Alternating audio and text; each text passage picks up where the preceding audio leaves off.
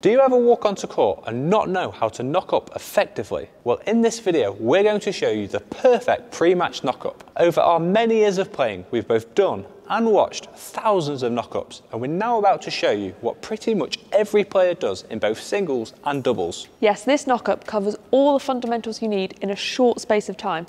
And pay attention, a good knock-up could really be the difference between you winning and losing a match. So let's get straight to it. Firstly, we suggest starting with flat drives like this to get your timing going and used to changing your grips.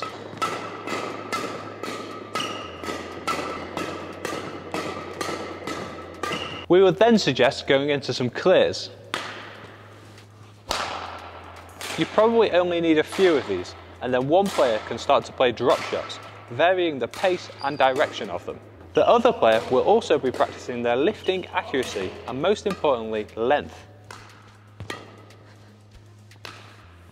Yeah, at this point in the knock-up, you want to be getting a feeling for the speed of the shuttle, as well as practicing everything else, like your movement, shot quality, timing and consistency. After a few rallies, swap round. So the person that's just lifted, aka Jenny, practices her drops, and the person that's just dropped, aka me, practices their lifts. And make sure you add in movement when doing this, so the lifter is moving in and out, and also the dropper isn't just stood on the back line. If they are, then the lifter can play a shot into the mid-court to bring them in. Okay, so we've practiced our drives, clears, drops and lifts, and now it's time to bring in the power with some smashes. You can either do re-lifts like this, or if you want a really good warm-up, you can do a smash followed by a mid-court layoff like this. You would then swap around.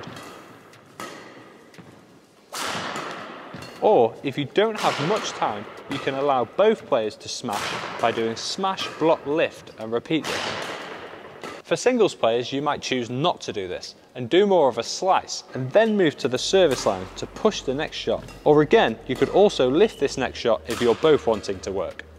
Okay, I'm feeling almost ready, but there's just a few more things that we need to put into the knock-up first. Advanced players always do defence to the net to really get their defence and reactions going. This is essential for doubles players and is an exercise we saw 100% of the professional players doing that we watched. But for beginners, this might be difficult to do. If so, you can miss it out and just add it in when you improve.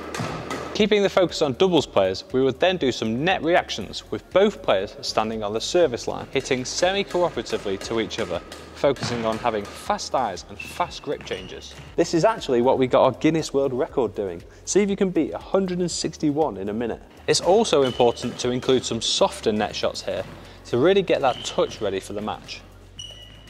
Again, singles players would change this by doing more singles net shots and focusing on getting comfortable with the feeling of the shuttle on the strings. Before we move on to our last and possibly most important area, we just want to say that we'd really recommend practicing some cross-court shots if you can, as this will be most match realistic. If you're a doubles player, try getting on an empty court beforehand, or even just practicing a few cross-court shots at the very end of your half-court knock-up. Look at where Kim Astrup is standing in his knock-up here. He's practicing on a full court as much as he physically can. And if you're a singles player, you can do some routines similar to what we've shown so far, but just moving on a full court. If you don't manage to do this, then you won't have practiced any cross-court shots, which could lead you to making some simple mistakes early on, which of course you don't want. Last but definitely not least, it's essential to practice some serves and return of serves. This is again so you have more confidence in these shots before you step up to do it in your first serve or return of serve.